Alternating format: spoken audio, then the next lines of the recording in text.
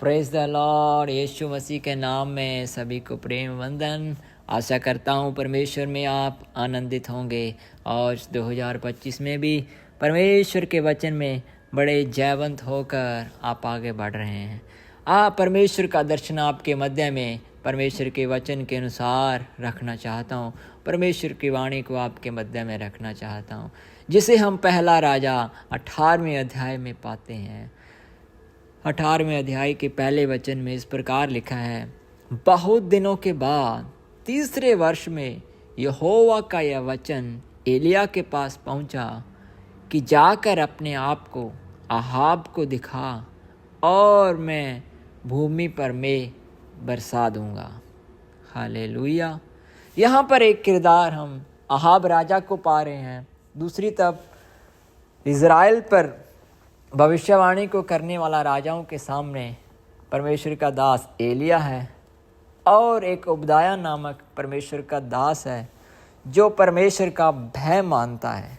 और उसने परमेश्वर के दासों को उस समय गुफाओं में छिपा कर रखा था जब जज़बेल अहाब राजा की पत्नी उन्हें नाश कर रही थी, उन्हें ख़त्म कर रही थी। यहाँ पर परिस्थिति इस प्रकार का है कि शोमरोन में अकाल की स्थिति बहुत भयंकर रूप से है और राजा ओबद्याह से कहता है कि हमारे जानवरों के लिए कुछ इंतज़ाम किया जाए कि वो बच पाएँ। इस स्थिति के बीच में हम पाते हैं कि ओबद्याह बीच रास्ते पर जाने पर एलिया नामक उस भविष्यवक्ता से मिलता है और एलिया से बातें करता है। हालेलुया। और हम क्या पाते हैं, परमेश्वर के दास जब ये बातें कर रहे हैं तो इन दोनों के बीच में किसी बात पर एक समझौता हो रहा है कि अगर मैं जाऊंगा तो अहाब के कारण मुझे डर है। हालेलुया।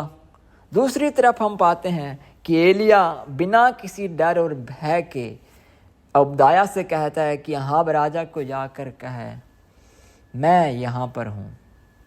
और जब एलिया के सामने अहाब राजा आता है तो वहाँ पर हम क्या देखते हैं कि अहाब राजा कहता है कि इज़राइल को सताने वाला तू ही है। एलिया अहाब राजा के सन्मुख में खड़ा होकर उस समय बोलता है कि मेरी वजह से ये नहीं हुआ है, बल्कि तुम लोगों ने बाल की आराधना को किया है। और इस तरह हम पाते हैं कि एलिया कहता है कि अपने नबियों को तुम इकट्ठा करो करमल पर्वत के पास और अपने देवता से प्रार्थना करो। मैं तो परमेश्वर यहोवा से प्रार्थना करूँगा, और जब आग गिरकर होम बलि के बलिदान पर गिरेगी तो हम समझेंगे कि वहीं परमेश्वर है। आमीन। तो इस बात को एलिया वहाँ पर अहाब राजा के सामने रखता है और सबसे पहले बाल के और अशेरा के जो नबी हैं वो वहाँ पर वेदी को बनाते हैं। सुबह से लेकर शाम तक वो नबूवत करते रहते हैं। और क्या होता है कि एक तरफ परमेश्वर का दास खड़ा है एलिया। हालेलुया।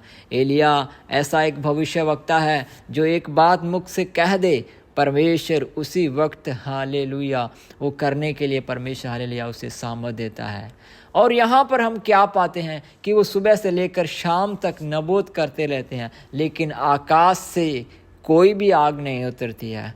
परंतु जब एलिया जब उठता है तो एलिया सबसे पहले उस गिरी हुई वेदी को बनाता है। परमेश्वर इन दिनों में हर एक गिरा हुआ वेदी को कुछ चुने हुए एलियाओं के द्वारा बनाएगा। और एलिया वेदी को तैयार करके उसके ऊपर होम बलि के लिए बलिदान को रखता है और परमेश्वर से प्रार्थना करता है। और परमेश्वर एलिया की प्रार्थना को सुनकर आकाश से आग को भेजता है। और हम वहाँ पर क्या पाते हैं कि गड्ढे का पूरा जल सूख जाता है।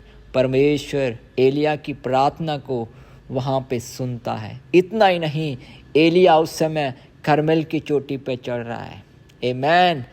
और अहाब से कहता है कि अपने रथ को तू जुतवा ले।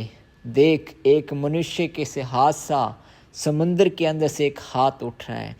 हे हमारे स्वर्गीय पिता, मेरे जीवित परमेश्वर, तेरा धन्यवाद करता हूँ परमेश्वर, तेरे दिए हुए दर्शन की बात और तेरे वचन के लिए धन्यवाद परमेश्वर। तेरे सुनने वाले हर एक लोगों के जीवन में परमेश्वर एक आशीष को मैं घोषणा करता हूँ लिया परमेश्वर। जिस तरह एलिया के कहने पर अहाब राजा ने परमेश्वर उस बारिश को देखा, इन दिनों में परमेश्वर तेरे वचन के अनुसार परमेश्वर पिता बारिश तेरे लोगों के जीवन में जिस जिस विषयों के अंदर परमेश्वर वो इंतज़ार कर रहे हैं, कलीसिया के अंदर लोगों के जीवन में हाल उनके परिवारों में परमेश्वर पिता हाल लिया ओ हर एक प्रकार की परिस्थितियों में तेरा बड़ा कार्य प्रगट हो रहा है, उसके लिए धन्यवाद करते हैं परमेश्वर। एक मनुष्य के हाथ जैसे हालेलुया एलिया कह रहा था परमेश्वर, इन दिनों में वो हाथ तेरा अद्भुत कार्य जो करता है वो प्रगट हो रहा है, उसके लिए धन्यवाद यीशु मसीह के नाम में, आमेन आमेन।